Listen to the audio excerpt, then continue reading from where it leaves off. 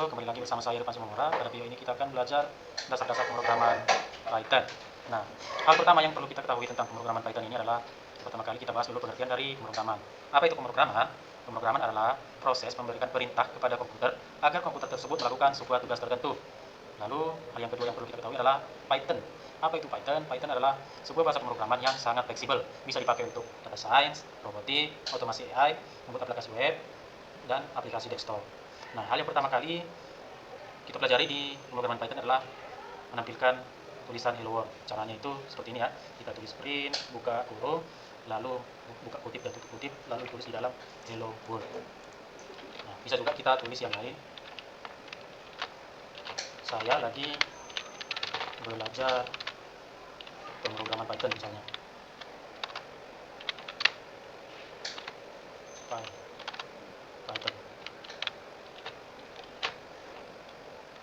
Lalu kita tampilkan siapa namanya. Nama saya Irfan. Oke ya. Lalu coba kita run, nanti hasilnya di sini. Hello, saya lagi belajar pemrograman Python. Nama saya Irfan. Coba kita run. Nah, ini hello, nama saya Irfan. Lalu yang kedua kita belajar tentang deklarasi variabel. Nah, pertama kali kita harus tahu dulu nih apa pengertian dari variabel. Nah, variabel itu adalah sebuah tempat atau wadah untuk menyimpan nilai dari data, di mana nilainya ini adalah nilai sementara. Nah, kita ibaratkan variabel itu adalah sebuah tempat wadah, misal botol ya. Botol itu adalah sebuah tempat. Botol ini bisa dimasukkan benda cair, bisa dimasukkan benda gas, bisa juga dimasukkan benda padat kan. Nah, lalu cair, padat, gas ini adalah tipenya, tipe bendanya. Begitupun dengan di deklarasi variabel. Variabel itu adalah wadahnya, lalu isinya adalah nilainya nanti, lalu ada juga nilainya ini ada tipenya. Nah, variabel yang umum digunakan itu adalah string untuk huruf dan gabungan huruf, ada integer untuk angka, ada float atau double untuk bilangan yang berkoma, dan ada nilai true and false, yaitu tipe data boolean. Nah, kita lanjut dulu belajar tentang variabel. Nah, deklarasi variabel di Python itu sangat mudah. Misalnya ada nama, langsung ini adalah wadahnya, lalu kita isi Irfan. Lalu usia ini adalah tipe data integer, ini tadi string. Lalu usianya adalah integer karena dia angka. Lalu ada juga tipe data double, itu bilangan berkoma. Misal berat badan nih, berat badan dengan ya, koma di pemrograman itu adalah pakai titik ya. Lalu tinggi, double juga. Lalu tipe data boolean yang menyimpan nilai benar dan salah, true or false. Nah, untuk deklarasi variabel di Python itu dia variabelnya ini nggak bisa sama. Kalau sama nanti nilai, misalnya ada lagi di bawah nih nama Joni, ini nggak bisa begini, nanti dia ini tidak terbaca. Ini data awalnya, nama yang ini, nanti ini nama data terakhirnya ya. Nanti yang di print cuma ini. Coba kita tampilkan dulu ya hasilnya. Caranya print nama saya adalah spasi. Nah, caranya begini, kita panggil variabel tadi nama. Udah, coba kita print. Nanti yang muncul adalah Joni jadinya. Nah, nama saya adalah Joni. Jadi nama variabelnya ini nggak bisa sama. Lalu tidak bisa berspasi. Kalau berspasi dia error. Coba kita ini lengkap misalnya. Nah, dia error nih, langsung error. Nah, error kan. Lalu dia nggak bisa didahului dengan angka. Nah, langsung error. Jadi mendingan pakai underscore atau langsung tanpa spasi, langsung digabung saja nama variabelnya. Nah, coba kita tampilkan lagi yang lainnya. Print usia saya adalah usia.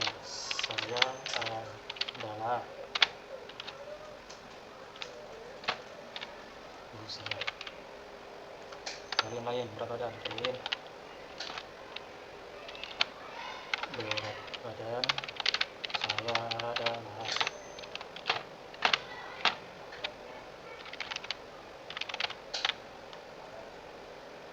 lalu tinggi badannya. Nah, tinggi badan. Apakah saya seorang guru?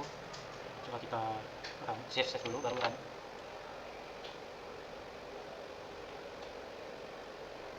Baris ke-13 error. Oh ya, ini tadi udah sempat kita ganti variabelnya jadi nama lengkap, jadi kita buat aja jadi nama lengkap, save, run ulang. Nah ini ya, nama saya adalah Irfan, usia saya adalah 24, berat badan saya adalah 76,5, tinggi saya adalah 167,4. Apakah saya seorang guru? Guru. Ini bisa kita ganti jadi false apabila saya bukan guru.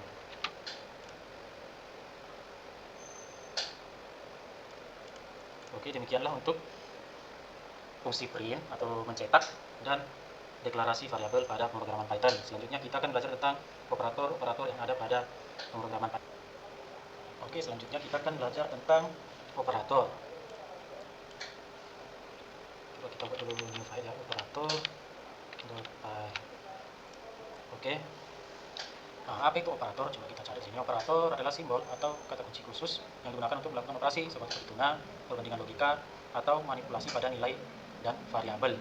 Nah, operator-operator pada pemrograman Python itu umumnya ada operator aritmatika, yaitu tambah, kurang, bagi, kali, pangkat, modulus, dan lain-lain. Lalu ada operator perbandingan, lebih besar, lebih kecil, sama dengan, lebih besar sama dengan, lebih kecil sama dengan, dan tidak sama dengan. Lalu ada juga operator logika, yaitu and atau dan, or atau, dan tidak atau not ya. Nah, pertama sekali kita mau belajar tentang operator aritmatika. Nah, kita tulis dulu variabel yang menampung nilai sekian. Lalu variabel selanjutnya angka kedua itu adalah 3 misalnya. Lalu kita mau menggunakan operator aritmatika, misalnya hasil jumlah. Nah, ini hasil jumlah pakai plus, lalu kurangnya begini, lalu hasil kali sama dengan angka 1 bintang angka 2. Kalau perkalian di operator perkalian di program itu pakai bintang, lalu bagi itu pakai garis miring begini, hasil bagi. Lalu ada sisa bagi, modulus itu adalah persen ya, sisa bagi atau modulus bagi sisa bagi yang kedua. Lalu hasil pangkat itu adalah bintang-bintang. Lalu kita mau tampilkan hasilnya nih, print. Nah gini,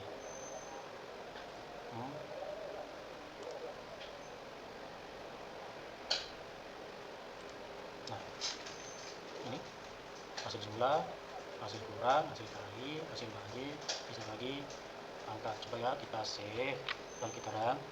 Oke, ini dia ya. Hasil penjumlahannya 5 tambah 3, 8, lepas. 5 kurang 3, 2. Hasil perkalian 5 kali 3, 15 pas ya. 5 bagi 3, 1,6667.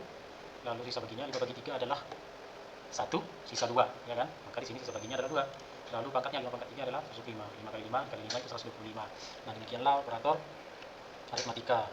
Lalu selanjutnya kita mau belajar tentang operator perbandingan ya. Nah, seperti tadi operator perbandingan tadi kan ada lebih kecil, lebih besar, lebih besar sama dengan, lebih besar sama dengan, lebih kecil sama dengan, tidak sama dengan.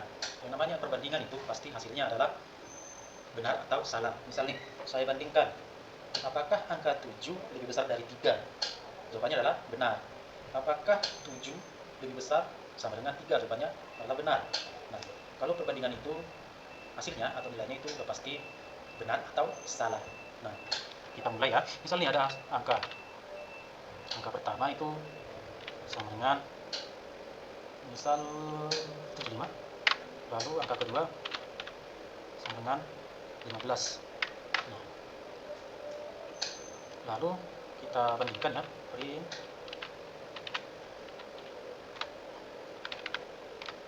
Apakah angka 1 lebih besar dari angka 2? Itu kan. Lalu selanjutnya demikian. Ini, apakah angka 1 lebih kecil dari angka 2? Apakah angka 1 sama dengan angka 2? Apakah angka 1 tidak sama dengan itu begini, angka 2. Ada juga yang lain itu lebih besar sama dengan, lebih kecil sama dengan. Nah, berarti nanti hasilnya ini angka 1 lebih besar dari angka 2. Apakah 75 lebih besar dari 15? Berarti nanti true ya. Lalu ini, apakah angka 1 lebih kecil dari angka 2? Apakah 75 lebih kecil dari 15? Tidak, berarti nanti di sini hasil runnya itu false. Lalu apakah sama dengan 75 sama 15? Apakah sama dengan? Jawabannya tidak, berarti ini false. Dan ini apakah angka 1 tidak sama dengan angka 2? Jawabannya benar ya, 75 sama 15 itu tidak sama. Coba kita run. Nah ini ya, apakah angka 1?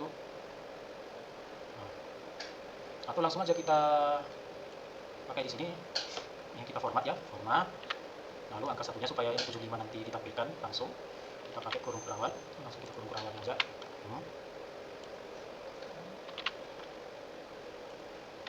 Ini ya. Nah, semua kita gitukan nanti sekarang.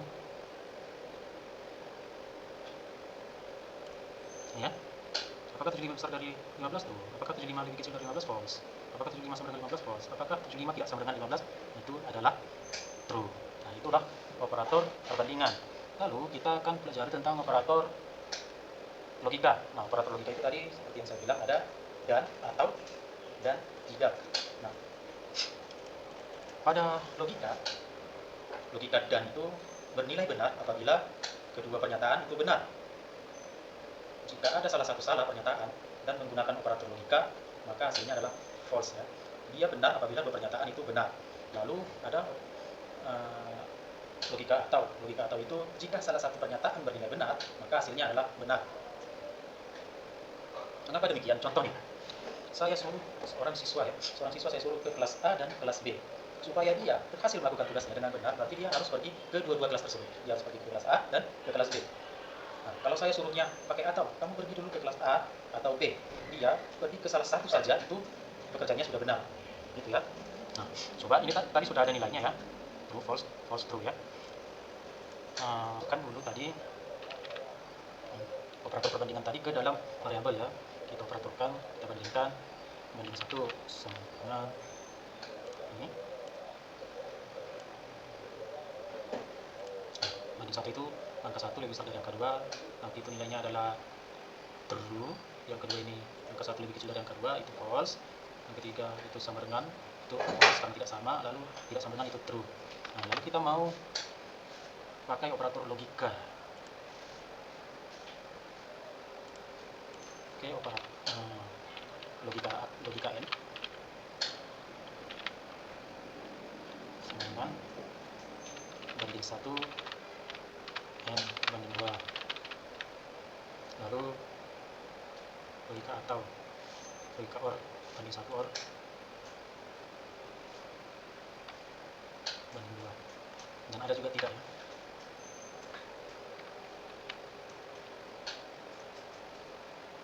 Banding 1 tidak.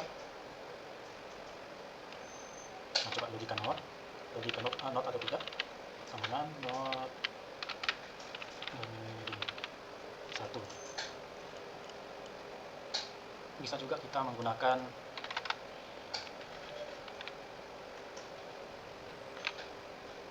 n, bisa kita menggunakan garis lurus ini kalau untuk or-nya. Kalau not-nya bisa pakai ini not, bisa kita langsung tulis n, or not bisa pakai simbol n atau dan not begini ya. Nah, nanti hasilnya ini kalau di logikakan, ini kan tadi benar nih hasilnya, ini benar, ini salah. Nah, tadi logika n itu apabila salah satunya, logika n itu supaya hasilnya benar, kedua pernyataan harus benar. Ini kan ada true, ada false, jadi hasilnya nanti adalah false. Kalau logika or salah satu saja benar, maka hasilnya adalah benar. Ini true, ini false, true or false, jawabannya itu pasti adalah true ya. Lalu not, tidak banding 1 tadi nilainya true, jika ditidakkan maka jawabannya not. Coba kita run ya. Berarti nanti logika n-nya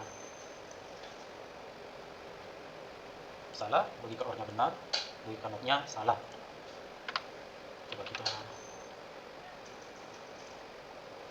tampilkan dulu semuanya ya. Kita cetak ini ya. Ini nanti true, false, false, true. Lalu ini false, true, false. Coba kita save dan run.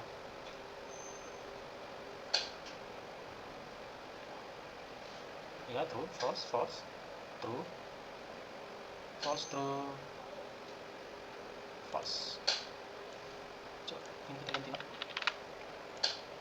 jadi 2 ya. Nah, false. Kanalnya adalah false. Oke, demikianlah untuk operator pada bahasa pemrograman yang umum digunakan. Oke, selanjutnya kita akan mempelajari tentang percabangan. Nah, di sini kita cari dulu apa pengertian dari percabangan. Percabangan dalam pemrograman digunakan untuk mengambil keputusan dan menjalankan blok kode yang berbeda berdasarkan suatu kondisi tertentu. Hal ini memungkinkan program untuk berpikir dan bertindak secara fleksibel layaknya logika. Jika maka, contoh, jika nilai lebih besar dari 75 maka dinyatakan lulus. Nah, oke, coba kita buat project yang namanya percabangan. Oke, di sini kita mau buat percabangan tentang ini seperti tadi nilai lulus tidak lulus ya. Oke, misal kita ambil studi kasusnya adalah nilai siswa ya. Nah, sorry, nama bukan. Nah, di sini ada nilai hariannya ya, nilai harian 1 sangat 80 90 nilai harian banyak. Lalu nilai harian 3-nya adalah 90, nilai harian 4-nya sama dengan 100, dan nilai harian 5-nya adalah 85.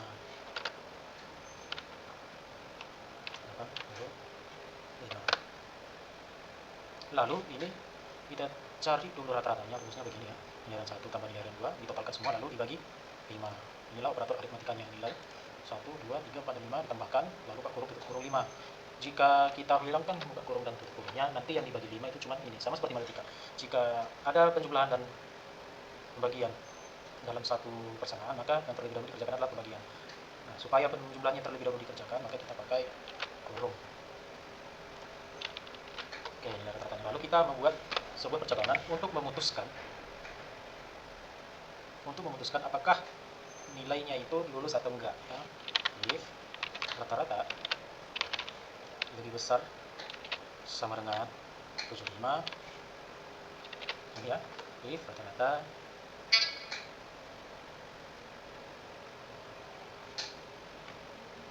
besar dari 75 maka print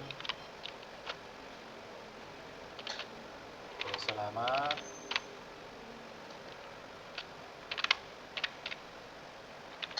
nama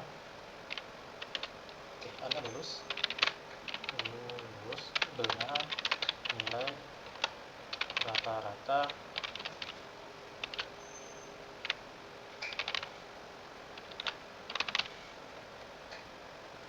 ya, else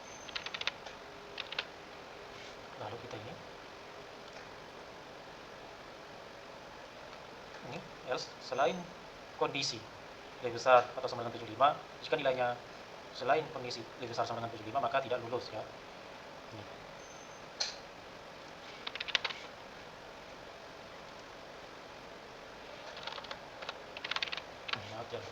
Oke, coba kita run. Oke. Nah, pertama dia cari dulu rata-ratanya ini, ditambahkan semua lalu dibagi 5. Nah, ini hasilnya. Selamat Irfan, Anda lulus dengan nilai rata-rata 83,00. Nah, itu kalau cuma dua kondisi antara lulus dan tidak lulus. Bagaimana jika kita ambil jika nilainya lebih besar dari 93 itu A, lebih besar sama dengan 84 sampai lebih kecil dari 93 B dan seterusnya. Oke. Nah, jika rata-rata berarti kita punya dua kondisi sih, dua perbandingan nanti ya, lebih besar sama dengan 93. Oke, lalu kita print. Nah, nilai Anda adalah 85. Lalu ini elif, kalau lebih dari dua kondisi maka kita pakai if, elif, dan else. Tadi kan cuma if sama else, ini else if artinya ya, elif. 183 dan rata-rata lebih kecil dari 93 ya. Ini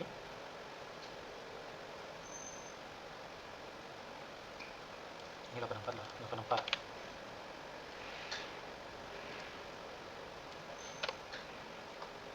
Oke, lagi. Nah, jika rata-ratanya lebih besar dari 75 dan rata-ratanya lebih kecil dari 84 maka nilainya C.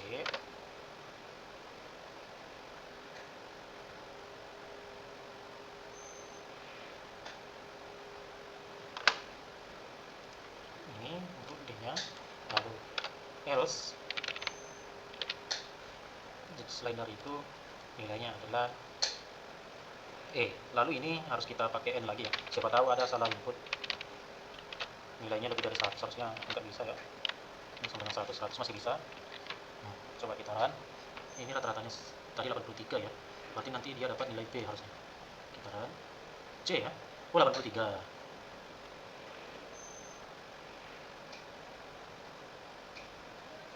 Kita kasih keterangan lebih bagus ya.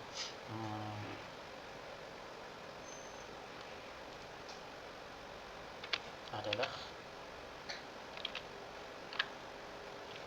rata-rata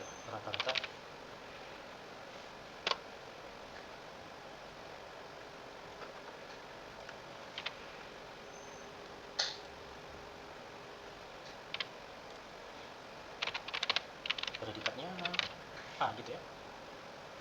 Kemudian selanjutnya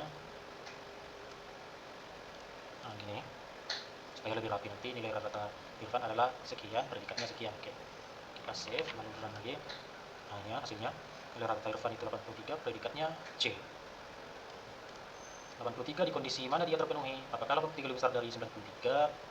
Itu salah ya. Apakah rata-rata kurang dari 100? Iya, tapi kan kalau logika dan itu harus kedua pernyataan benar supaya hasilnya benar. Lalu yang ke ini, kedua, rata-rata lebih besar sama dengan 84. Apakah 83,0 itu lebih besar sama dengan 84? Salah. Ini apakah lebih kecil dari 93? Iya, tapi harus benar kedua pernyataan supaya hasilnya benar. Maka ini dilewatkan. Lalu masuk ke blok ketiga. Apakah 83 lebih besar sama dengan 75? Iya. Lalu apakah rata-ratanya kecil dari 84? Iya. Ini kedua pernyataan benar, maka yang dieksekusi adalah dia. Coba kita lihat ke bawah lagi. Apakah rata-ratanya lebih besar 90? Iya, benar. Lalu rata-ratanya lebih kecil dari 75? Kan enggak, 83 itu lebih besar dari 75, maka salah. Jadi yang dieksekusi adalah yang ada pada blok ini, yang lebih besar sama dengan 75 dan rata-rata kecil sama dengan 84. Oke, cukup sekian untuk percabangan. Selanjutnya kita akan membahas tentang array. Selanjutnya kita akan mempelajari tentang array. Nah, sini array pada pemrograman itu definisinya adalah struktur data yang digunakan untuk menyimpan beberapa nilai data dalam satu variabel yang sama. Elemen-elemen ini memiliki tipe data yang sama dan disimpan secara berurutan di dalam memori komputer.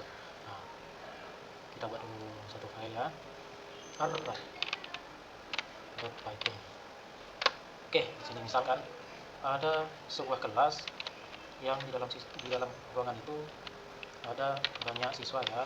Misalnya nih, siswa 1 ya, siswa 2 Rizky, siswa 3 Dewi, siswa 4 Siti, siswa 5 Budi. Lalu kita mau tampilkan semua. Nama siswa 1 adalah ini. Siswa ini. Nah, inilah kita kalau mau menampilkan nama-nama siswa sebanyak 5. Bagaimana jika ini siswanya ada 36? Jadi kita harus buat 36 tambah 36, 72 baris kode. Jadi solusinya itu supaya lebih ringkas, maka kita masukkan ke array.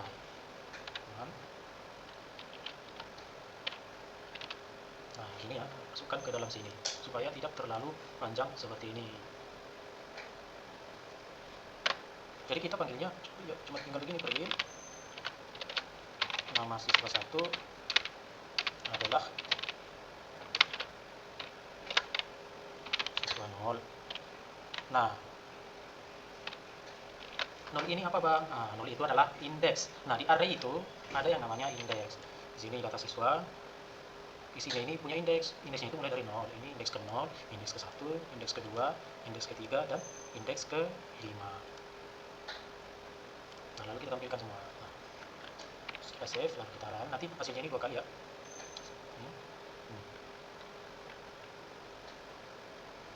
Oke, sudah tahu kan perbandingannya? Ini kalau kita buat deklarasi variabel begini terlalu banyak barisnya ya, terlalu banyak juga kita coding. Jika kita menggunakan array jadi lebih singkat ya, bisa sesingkat ini. Karena datanya ini nama-namanya sudah dimasukkan ke dalam satu variabel dan tipe datanya harus sama. Ini kalau udah huruf-huruf nggak bisa dimasukkan, misal angka gini nggak bisa karena dia nggak satu tipe data. Kita hapus. Lalu bagaimana supaya saya bisa menambahkan satu data lagi? Ini kan ada 5 data nih. Nah, saya mau tambahkan siswa titik apen.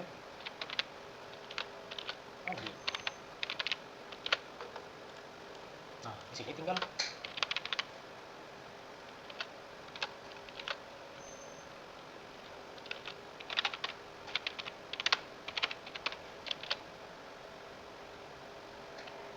jadi jumlah siswa. Nama siswa 6. Siswa 6 adalah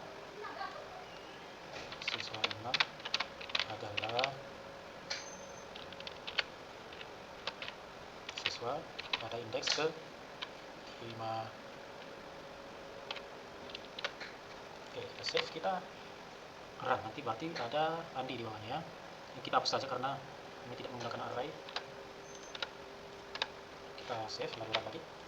Maka error line 7.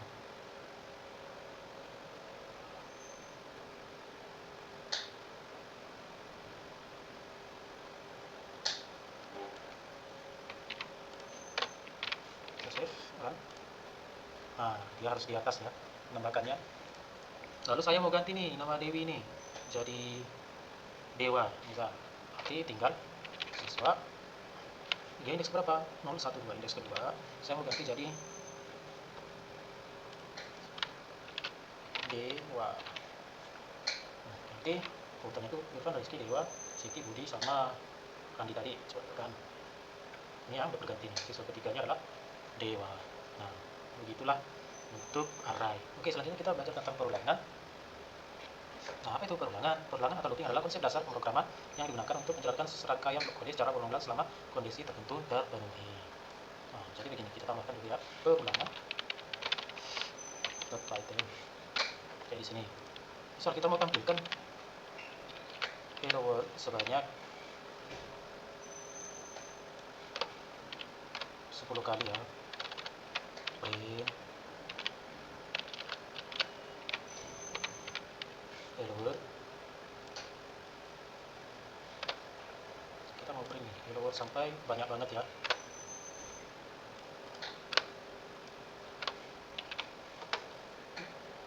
Anggaplah ini udah 10 kali nanti ya. Anggaplah ini sudah 10 kali.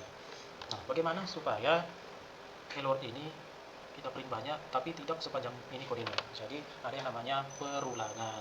Nah, perulangan itu ada for, ada while. Jadi di sini kita belajar tentang perulangan for dulu. For i, ini terserah ya. Mau i, mau z, mau p, itu terserah kita. Selama i di dalam panjang 6, maka print hello world. Ini ya. Kita buat sini pun kosong untuk spasinya. Begini. Oke, nanti ada 12 hello world. Ya, selama i di dalam panjang 6, maka tampilkan hello world sebanyak range-nya tadi. Coba kita save, kita run. Ini ya, hello world. Nah, dalam kasus array tadi, ini bagaimana supaya print nama ini nggak kita tulis berulang begini ya. Kita pakai perulangan ya. Nah, ini kita ambil datanya. Kita pastikan di bawah ini ya. Ini kita mau tampilkan datanya menggunakan perulangan. Ada dua cara. Ada for murid sama murid, dan siswa. Nah, oke, selama murid di data array siswa maka tampilkan murid. Nanti akan ditampilkan Irfan, Rizky, Dewi, Siti, Budi. Coba save dan run. Ini ya.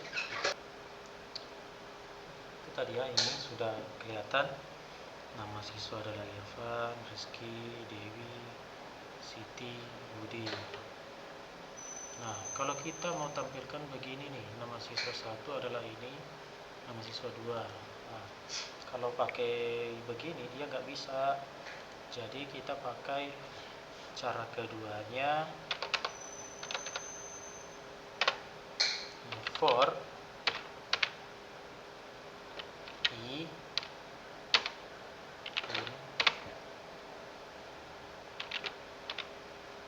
selama i sepanjang siswa, data siswanya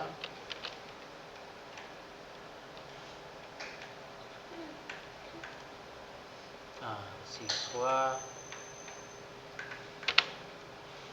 Nah, ini kita format dulu, format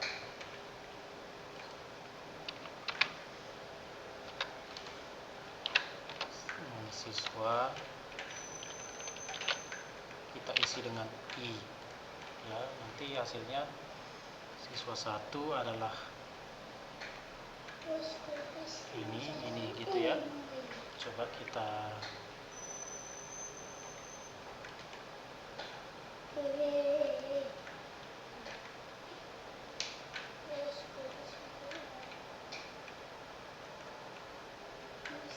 Nah ini pakai range ya, ada range.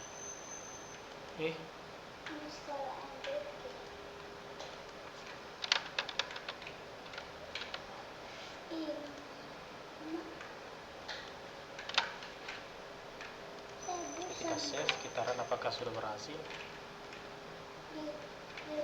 Line 16.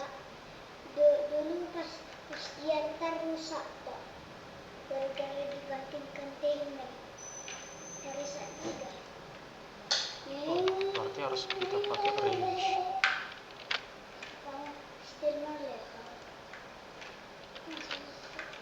Oke, save. Ini tadi kan indeksnya nih, indeksnya itu dimulai dari 0. Bagaimana supaya dia dari 1 siswa ke 1 seperti yang tadi kan? Nah, ini siswa 1 adalah gitu ya.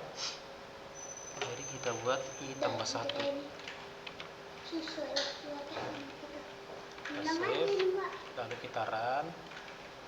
Nah gini ya.